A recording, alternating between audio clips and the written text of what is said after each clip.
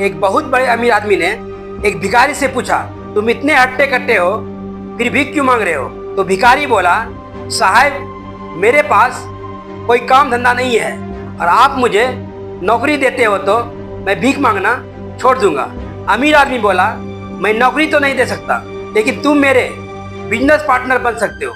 मेरे पास एक चावल का प्लांट है, तुम चावल बाजार में सप्लाई करो और मुनाफा महीने के अंत में बांटेंगे। लेकिन भिखारी ने कहा, क्या मैं 20% लूंगा और आप 80% लोगे? अमीर आदमी बोला, मुझे सिर्फ 10% चाहिए और बाकी के 90% तुम्हारा होगा ताकि तुम जल्दी से तरक्की कर सको। भिखारी ने जोरों से काम शुरू कर दिया। आमदा चावल और सस्ते दामों से उसकी बिक्री बहुत बढ़ गई और उसे खूब मुनाफा हुआ। लेकिन जब मुनाफा बांटने का समय आया तो भिखारी ने सोचा, सारी मेहनत तो मैंने की है तो अब अमीर आदमी को 10% क्यों दूं?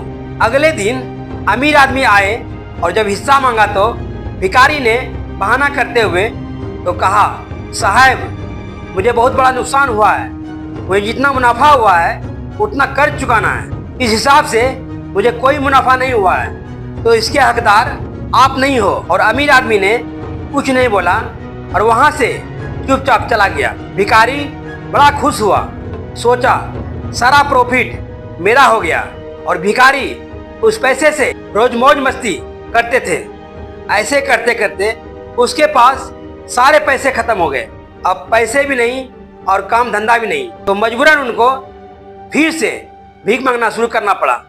एक दिन उसी रास्ते से अमीर आदमी गुजर रहा था और देखा, यार ये तो फिर से भीख मांगने लगा। अमीर आदमी ने बहुत अच्छी बात बोली, दुनिया में गरीब और अमीर आदमी जो होता है उसमें सबसे बड़ा डिफरेंस होता है उसकी सोच का। एक रिच मैन सेट हमेशा ये सोचता है कि मुझे भी प्रॉफिट हो जाए और मेरे साथ जो काम कर रहा है उनको भी प्रॉफिट हो जाए। लेकिन एक पुअर मैन सेट हमेशा ये सोचता है कि जो प्रॉफिट हो सिर्फ मुझे हो। गरीब आदमी गरीब ही रह जाता है और अमीर आदमी अमीर बन जाता है।